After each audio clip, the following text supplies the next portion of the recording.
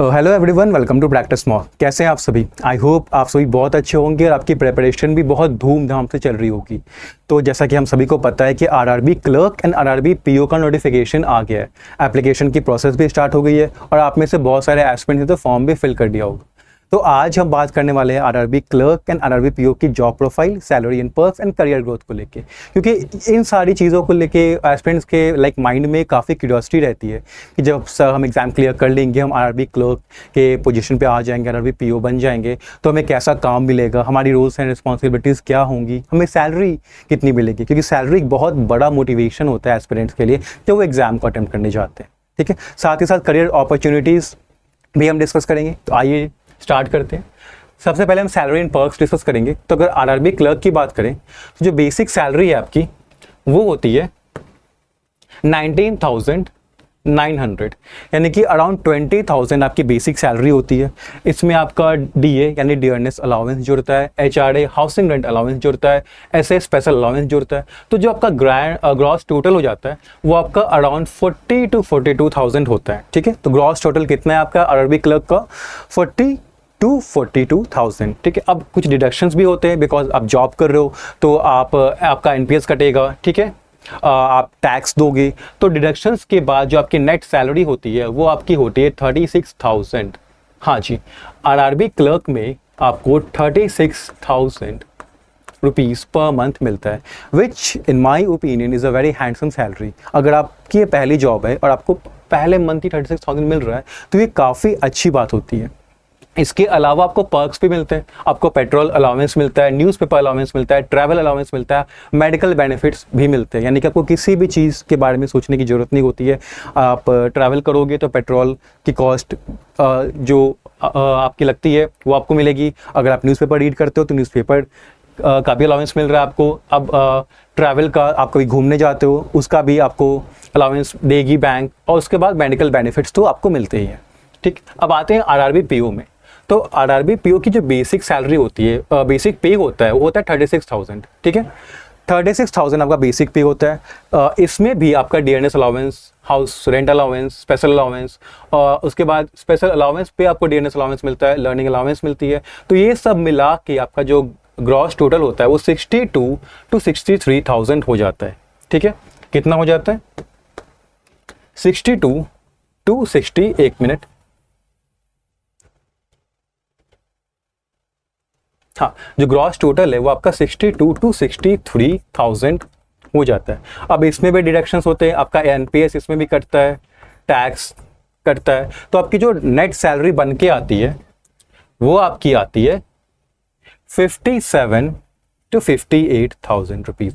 यानी कि अगर आप आरआरबी पीओ की पोजीशन पे हो, उस पोस्ट पे हो, तो आपको यहाँ पे लिख देता हूँ 57 to 58,000 रुपीज़ पर मंथ आती है, which is an amazing salary, बहुत ही हैंडसम सैलरी है। इसके अलावा पर्क्स भी आपको मिलते हैं, जैसे आपको सिटी कंपेंसेटरी अलाउंस मिलता है अगर आप जिस सिटी में पोस्टेड हो। ठीक है, वहाँ के जो कॉस्ट है वो आपको बेयर करने के लिए आपको अलाउंस देती है बैंक। उसके बाद आपका newspaper allowance, travel allowance, medical benefits यहाँ भी आपको मिलते हैं। तो हम देख रहे हैं कि both RRB clerk and RRB PO salary के पर्सपेक्टिव से काफ़ी ल्यूक्रेटिव पोस्ट हैं। तो जो एस्पिरेंट्स जिन्होंने अभी तक फॉर्म फिल नहीं किया है, सोच रहे हैं, वो इस पर सैलरी के पर्सपेक्टिव को लेकर ज़रूर सोचें कि अभी वो अभी अपनी स्टूडेंट जर्नी में है, पर जब आपको जॉब मिल जाएगी तो आपको सैलरी तो अच्छी मिलेगी, इतने सारे बेनिफिट्स भी मिलेंगे। ठीक है, तो एक बार इस बारे में आप लोग ज़रूर सोचना। अब हम मूव ऑन करते हैं जॉब प्रोफाइल पे RRB clerk and RRB PO की। तो अगर आरआरबी क्लर्क की बात करें तो जो जॉब में जो रोल्स एंड रिस्पॉन्सिबिलिटीज़ होती है वो क्या होती है? कस्टमर डीलिंग की, अकाउंट ओपनिंग की, कैश डिपॉजिट एंड विड्रॉवल की, पासबुक प्रिंटिंग की एंड चेक वेरिफिकेशन की। अब देखो, क्लर्क जो होता है वो कस्टमर्स के लिए फर्स्ट पॉइंट ऑफ कांटेक्ट होता है। ठीक है, कस्टमर सबसे पहले क्लर्क से ही आके मिलते हैं, तो उनकी जो भी क्वेरीज है, उनकी जो भी रिक्वेस्ट है वो आपको ही एज अ क्लर्क हैंडल करने होते हैं। उसके बाद अकाउंट ओपनिंग एंड क्लोजिंग का, कैश डिपॉजिट एंड विड्रॉवल का, पासबुक प्रिंटिंग का, चेक वेरिफिकेशन का, ये सारे आपके एडिशनल रूल्स एंड रिस्पॉन्सिबिलिटीज़ आपकी इस पोस्ट पे होते हैं। इसके अलावा अगर आपके सीनियर ने कुछ एडिशनल वर्क दिया तो वो भी आपको करना होता है।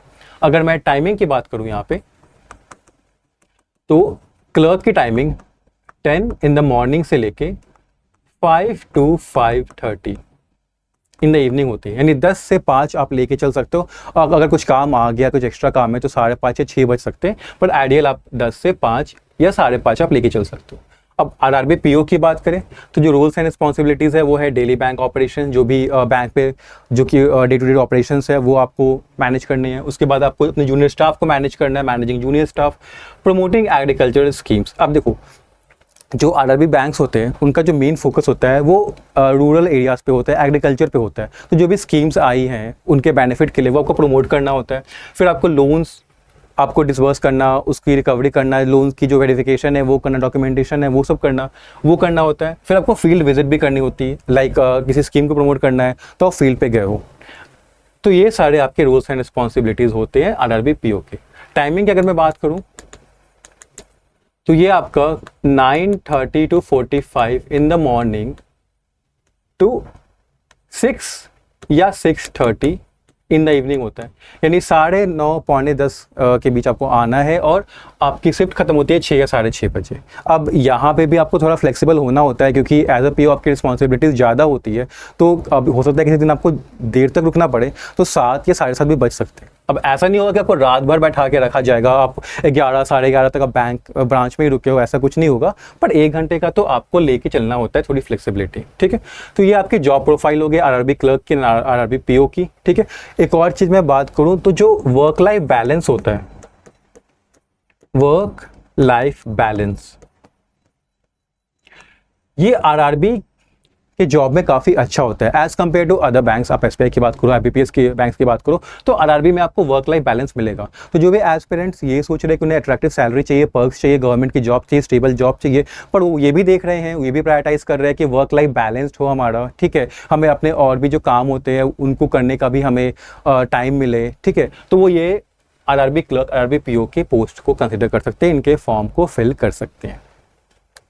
करियर ग्रोथ की बात करें तो आप एज अ क्लर्क ज्वाइन करते हो, ठीक है, फिर आप पीओ बनते हो।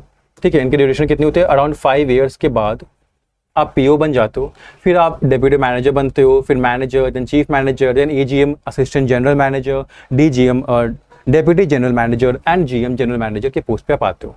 सिमिलरली अगर आप पीओ के पोस्ट पे आते हो तो आप बस ये जो क्लर्क का जो लेवल है ये आप स्किप करते हो, सेम आप पीओ रहते हो, फिर आप डिप्यूटी मैनेजर बन जाते हो। ठीक है, फिर मैनेजर होते हो, चीफ मैनेजर होते हो, ये फर्दर आप इस तरह से हायरार्की की लैडर को क्लाइंब करते हो। तो अगर मैं करियर ग्रोथ की बात करूँ तो यहाँ पे काफ़ी अपॉर्चुनिटीज़ है, लर्निंग की भी, करियर ग्रोथ की भी।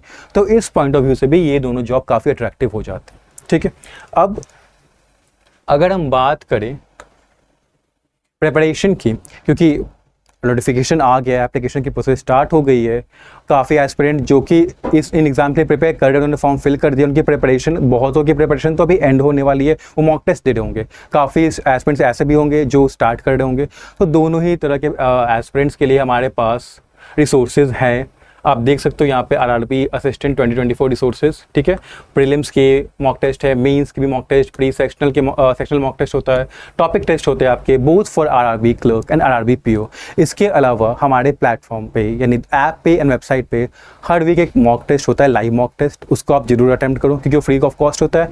और जो सबसे बड़ा बेनिफिट उससे है कि उससे आपको आपका रैंक पता चलता है, क्योंकि काफ़ी सारे aspirants live mock test attempt करते हैं, तो आपकी प्रिपरेशन कितनी अच्छी है और आपकी स्टैंडिंग, आपकी पोजीशन कितनी स्ट्रांग है उस क्राउड के बीच जो कि एग्जाम को अटेम्प्ट करेगा, ये आपको पता चलता है। साथ ही साथ आपको स्ट्रेंथ्स पता चलते हैं, वीकनेसेस पता चलते हैं, तो वहाँ जाके ये पता करो, देन मॉक टेस्ट पे और सेक्शनल टेस्ट पे और टॉपिक टेस्ट पे और उन वीकनेसेस को स्ट्रांग करो, जिससे आपका फर्स्ट अटेम्प्ट में ही, इस अटेम्प्ट में ही एग्जाम क्लियर हो जाए, आपको जॉब मिल जाए। ठीक है, अभी 10th एनिवर्सरी ऑफर भी चल रहा है, तो 10th एनिवर्सरी ऑफर में आपको कूपन कोड कौन सा लगाना है, डिकेड, DECADE। मैं एक बार यहाँ पे लिख भी देता हूँ आप सभी के लिए। अगर आप कूपन कोड लगाओगे डिकेड तो आपको 30% डिस्काउंट मिल जाएगा। Decade to get 30% discount.